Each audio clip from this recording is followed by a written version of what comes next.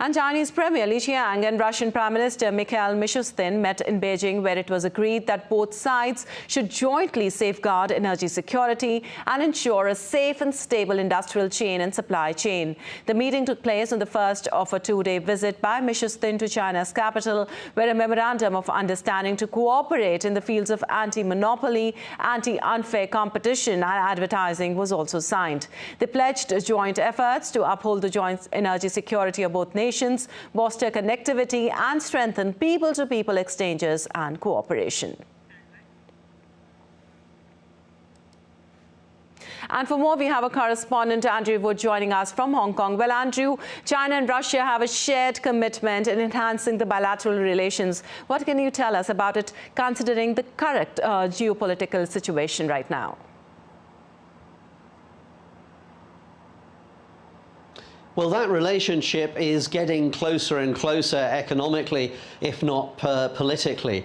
Remember, just before Russia invaded Ukraine, the president of Russia, Vladimir Putin, and the president of China, Xi Jinping, declared that the friendship between their two countries was without limits. And certainly that without limits is being tested now.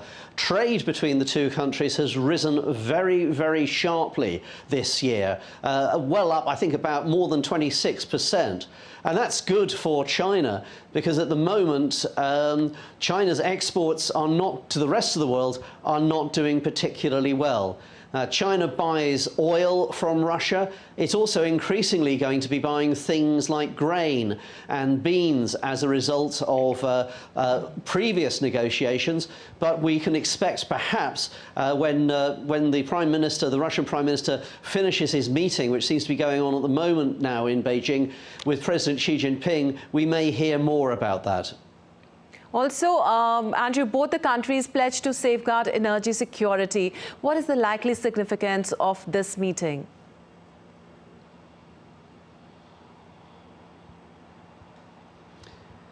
Well, both sides are friends. They're not allies. I don't think that Russia would come to the aid of China if it were attacked, or for that matter, you know, China has had plenty of opportunities to back Russia in its invasion of Ukraine, but has declined to support it openly so far. I do wonder if they're interested, or if they've been talking about what to do with North Korea.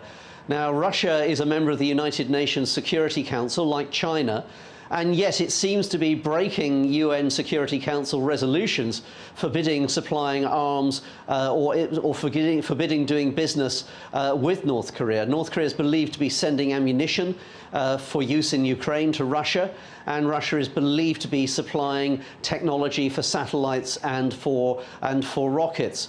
Now, China probably just wants to keep North Korea stable. It's had pressure from America and from other countries to try to encourage North Korea, or try to use its influence to sort out North Korea. I think at the moment, especially after you saw what happened when the West tried to get rid of Saddam Hussein, they're probably feeling it's better off to have Kim Jong-un in power, a known force, rather than trying to destabilize him.